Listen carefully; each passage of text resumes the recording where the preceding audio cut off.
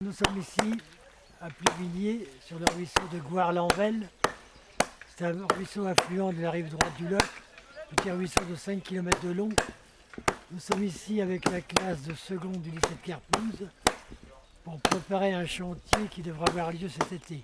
En effet, ce petit ruisseau n'est pas en bon état écologique, comme on dit maintenant. C'est-à-dire qu'il n'est plus suffisamment accueillant pour les truites.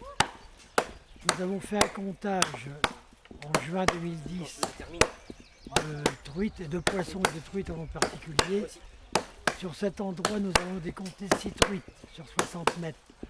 Alors que sur des stations plus en amont, plus en aval, nous en avons décompté 42 et 32 sur les mêmes longueurs. Damien, ça va? Damien, viens voir maman. Damien, donne-nous.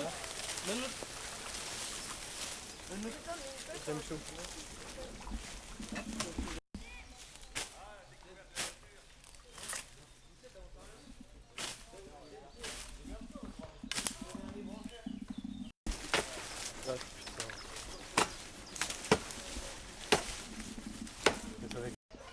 Pourquoi n'y a-t-il si peu de truites ici?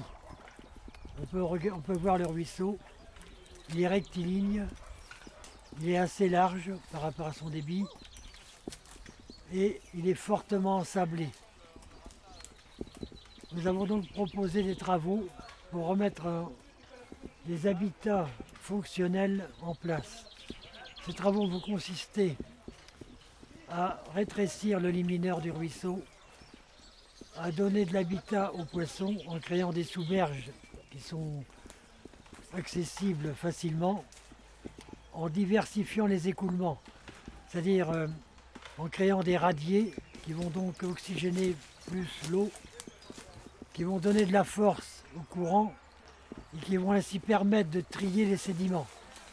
Ainsi, nous aurons d'un côté les sédiments fins qui vont se déposer plutôt dans les berges et des sédiments grossiers qui restent donc dans la partie courante.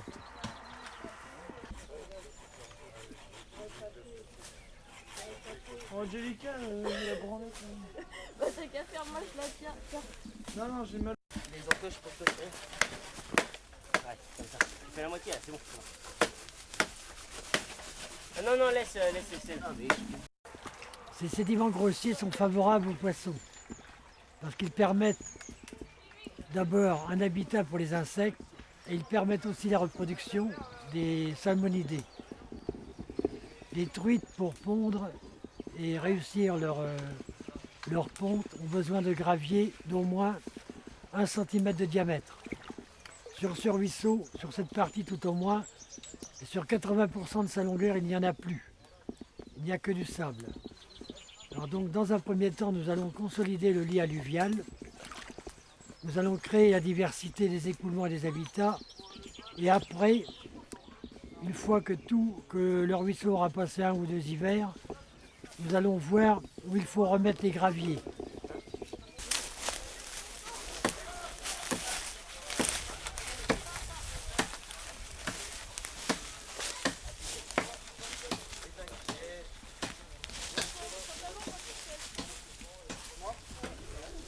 Eh, c'est pas possible, je viens de la prendre.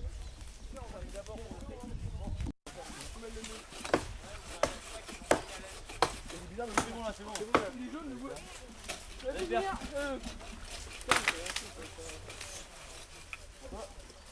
Attends. Je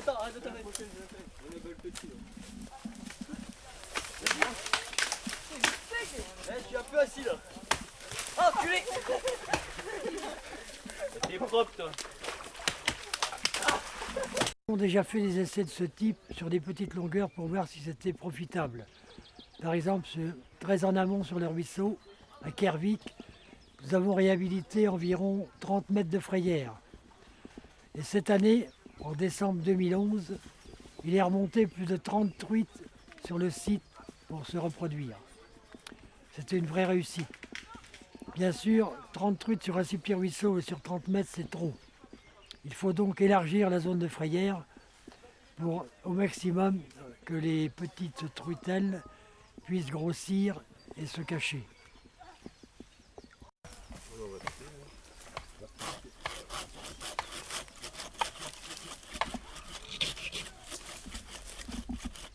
réussi à tirer. Hein. Ouais. Ouais. Alors après aussi, t'as pris un peu gros. Hein. Oui, bah. Vas-y, donne, je te tiens comme ça, on fait là. La chaîne. Voilà.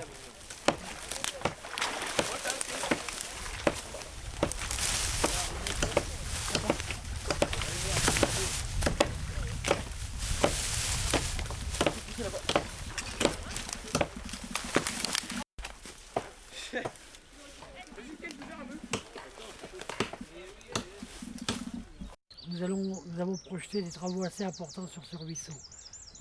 Donc des travaux qui ont pour but de remédier aux modifications apportées par l'humain. De refaire la nature après l'homme, c'est pas si facile que ça. Parce que la nature, c'est le résultat de plusieurs millions d'années d'érosion. Mais enfin, nous avons quelques modèles qui nous ont été dictés par notre connaissance ancienne de la rivière. Et par exemple, les hommes ont mis des buses pour passer les routes, pour traverser dans les champs. Et ces buses ont souvent été mal calées par rapport à la hauteur du lit. Et dans certains endroits, les poissons ne peuvent pas remonter ces buses, en raison de la vitesse du courant et en raison du dénivelé. Faire comment ici alors pour la couper? Alors déjà tu vas faire une petite entaille par le bas, déjà sur à peu près 2 cm. Ensuite tu reviens en haut pour recouper net. Donc ça tombera et ensuite tu reviens faire un biseau à 45 degrés. Ouais, propre. Donc ici, on voit que le banc de sable a accumulé l'eau plutôt en rive gauche. Et de ce fait, l'eau va sous la sous-berge qui était constituée dans l'ancien temps. Cette sous-berge est très accueillante pour les truites. Donc ici, c'est un endroit qui redevient potentiellement intéressant pour la truite. En mettant les cailloux, nous allons recréer ce genre de choses. C'est-à-dire que le caillou, au lieu de l'étaler uniformément sur la largeur du ruisseau, nous allons mettre une épaisseur plus importante d'un côté ou de l'autre pour verser le courant d'un côté ou de l'autre et ainsi augmenter la lame d'eau et exploiter la sous-berge naturelle.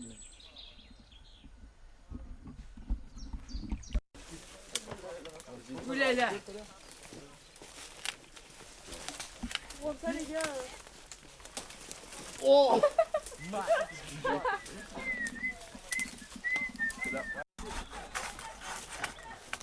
Oh Gouguet, je suis derrière. J'arrive pas à passer. C'est bon, pas très bas. Ouais, je suis trop loin. Sébastien, je suis en équilibre, comme ça.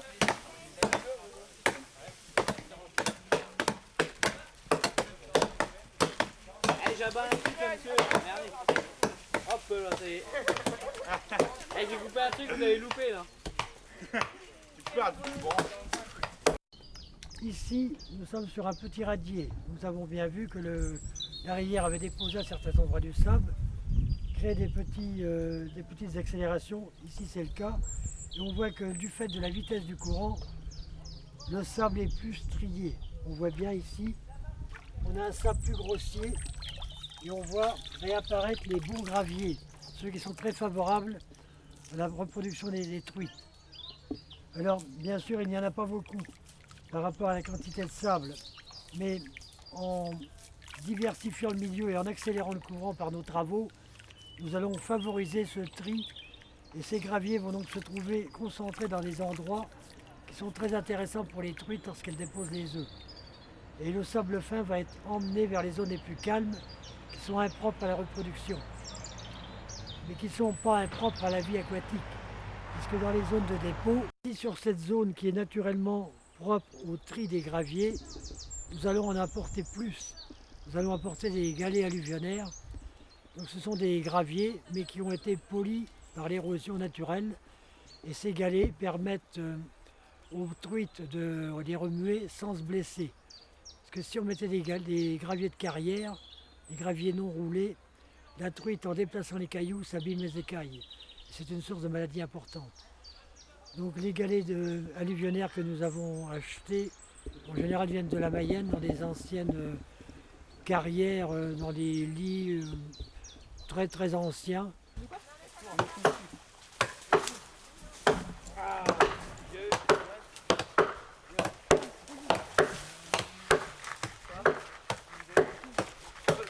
Dégage.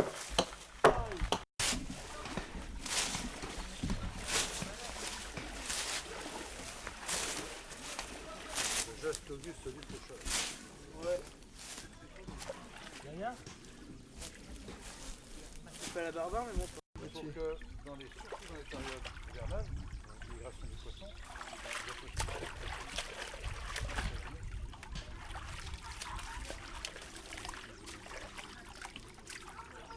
ça c'est pas complet, mais Frappe le ragondin. Ça va bien le doigt. Ouais, putain. Est-ce que le gars peut-être là? oh bah nickel. Ouais. Oh putain il est rempli. Et là, il y a quasiment plus d'eau maintenant. Est-ce que vous avez pêché d'autres espèces de poissons ici Que des truites. que des truites? Non, on n'a pas pêché que des truites. Je vous ai parlé que des truites Oui. parce que c'est le poisson cible pour nous, puisque c'est le poisson que les pêcheurs préfèrent. Et c'est un poisson symbole de la rivière bretonne. Mais les truites, il faut qu'elles mangent. Les truites, elles sont petites, elles sont insectivores. Quand elles sont plus grosses, elles sont carnivores. Elles mangent d'autres poissons. Et nous avons pêché des chabots. Vous connaissez les chabots? Vous ne connaissez pas les chabots? Chabot? Dans le temps, les gens appelaient ça les têtards. C'est des poissons à grosse tête qui vivent cachés sous les pierres. On a pêché des lamproies planaires. Vous savez ce que c'est qu'une lamproie planaire? Lamproie? C'est comme une petite anguillette Ah ouais. qui vit dans la vase. On a pêché des loches. C'est un peu comme un genre de goujon. C'est des petits poissons. Ouais, c'est des poissons qui font une dizaine de centimètres. On a pêché quelques verrons, pratiquement pas de verrons, ce qui est assez inquiétant. Et on a pêché quoi encore? On a pêché une anguille, petite anguille, et c'est tout. Un ruisseau, une rivière qui passe dans notre propriété. On a le droit de réintroduire des poissons ou enfin comment il faut faire si on a le droit? À titre privé, tu ne peux pas réintroduire de poissons dans une rivière. Ah oui. On a le droit d'introduire des poissons que si on est agréé. Et il y a des espèces qu'il est interdit de réintroduire. Ah oui. Ah bah oui. Il y a des espèces qui sont exotiques, qui sont malvenues dans nos rivières parce qu'elles peuvent troubler les poissons indigènes. Personnellement, tu n'as pas le droit de faire ça sur des eaux libres. Tu peux le faire dans des eaux closes. Ah ouais, Des eaux qui dans un n'ont étang. aucune communication avec les rivières d'eau libre. Tu es propriétaire du terrain, tu es propriétaire du lit de la rivière jusqu'à la moitié du lit de chaque riverain, mais tu n'es pas propriétaire des poissons ni de l'eau. Mais par contre, tu es propriétaire des droits de pêche. On ne peut pêcher chez toi que si tu l'autorises. Ah oui. Mais par contre, les poissons ne t'appartiennent pas, ni l'eau. Ah oui, bah oui. Et la gestion des poissons ne t'appartient pas non plus, ni la gestion de l'eau. C'est un peu difficile à comprendre et à faire parce que ça complique bien les choses. Mais vraiment, c'est comme ça la loi en France. Tu as le droit en tant que propriétaire riverain de faire des aménagements dans ta propriété, à condition d'en demander l'autorisation au préfet. Enfin, autorisation ou faire une déclaration. Selon la longueur de rivière qui est concernée, moins de 10 mètres, de 10 mètres à 100 mètres ou plus de 100 mètres, ce n'est pas le même régime pour le faire. Moins de 10 mètres, tu ne demandes rien. De 10 mètres à 100 mètres, tu fais une déclaration au préfet avec un dossier réduit. Et en dessous de 100 mètres, il faut demander l'autorisation spéciale avec un dossier très compliqué qui demande un travail administratif très important. Il coûte très cher. Dans le cadre de ce chantier, c'est ce qu'on a fait. On a fait un dossier très important qui nous a demandé l'embauche d'un salarié pendant 4 mois avec tout un tas d'études. Et on a déjà dépensé à l'heure d'aujourd'hui 11 000 €. Rien qu'en papier. Ah, vous voyez un peu, c'est pas rien.